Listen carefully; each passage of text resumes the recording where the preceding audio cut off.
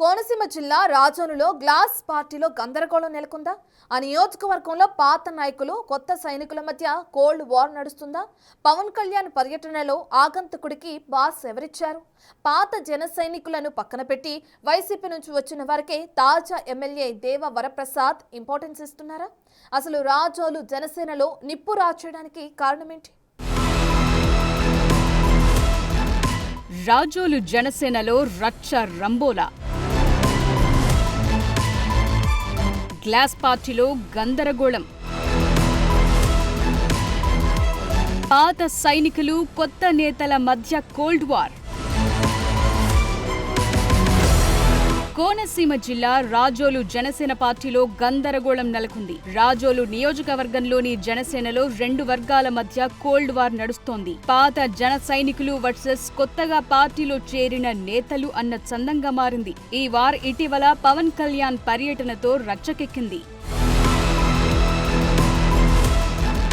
ఈ నెల 26న ఉప ముఖ్యమంత్రి పవన్ కళ్యాణ్ రాజోలు నియోజకవర్గంలో పర్యటించారు. శంకరగుప్తం డ్రైన్ మూలంగా దెబ్బతిన్న కొబ్బరి తోటలను పరిశీలిస్తోన్న సమయంలో అధికారులతో సంభాషిస్తున్నప్పుడు ఓ అపరిచిత వ్యక్తి పవన్ కళ్యాణ్ కు చాలా చేరువగా కనిపించడం సంచలనంగా మారింది. అయితే భద్రతా ప్రోటోకాల్ పాటిస్తూ అధికారిక పాస్లు ఉన్నవారిని మాత్రమే మంత్రులు సమీపంలోకి అనుమతిస్తారు. అయితే ఈ వ్యక్తెవరు, అతనికి ఆ పాస్ ఎవరిచ్చారు అనేది ఇప్పుడు హాట్ టాపిక్ గా మారింది.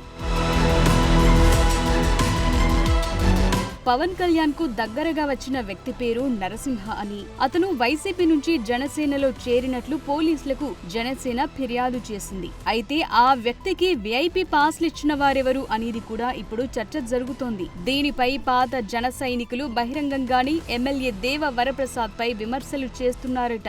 ఎమ్మెల్యే దేవ వరప్రసాద్ నరసింహకు విఐపీ పాస్ ఇచ్చారని, వైసీపీ నుంచి వచ్చిన అతనికి అధిక ప్రాధాన్యత ఇచ్చి ఎంతో కాలం నుంచి పార్టీ బలోపేతం కోసం కృషి చేస్తోన్న తమను పట్టించుకోవటం లేదని ఆరోపిస్తున్నారట. ఈ పరిణామాలతో రాజోలు జనసేన పార్టీలో పాత కొత్త నేతల మధ్య గ్యాప్ ఉందనేది ఎస్టాబ్లిష్ అయిందనే టాక్. వైసీపీ నుండి వచ్చిన కార్యకర్తలను తొలి నుంచి ఉన్న జన సైనికులు కలిసి పనిచేయలేకపోతున్నారనే ప్రశ్న ఎదురవుతోంది. అపరిచిత వ్యక్తి, వైసీపీకి చెందిన వ్యక్తి విఐపీ పాస్ ఎలా వచ్చిందంటూ సోషల్ మీడియా వేదికగా జన సైనికులు ప్రశ్నించడం, ఆరోపణలు ఎదుర్కొంటున్న నరసింహమూర్తికి 3 ఏళ్లుగా జనసేనలో సభ్యత్వం ఉందన్న విషయం కూడా లోకల్ గా ఉన్న జనసేన నాయకులకు, కార్యకర్తలకు తెలియదంటే పార్టీ నేతల మధ్య సమన్వయ లోపం ఏ స్థాయిలో ఉందో అద్దం పడుతుంది. ఎమ్మెల్యే దేవ వరప్రసాద్ కొంతమంది నాయకులకే పరిమితమైపోయారనేది జన సైనికుల నుంచి వస్తోన్న విమర్శ. పాత కొత్త జనసేన నేతల మధ్య సమన్వయం చేయటంలో విఫలమవుతున్నారా అనే సందేహాలు వ్యక్తమవుతున్నాయట.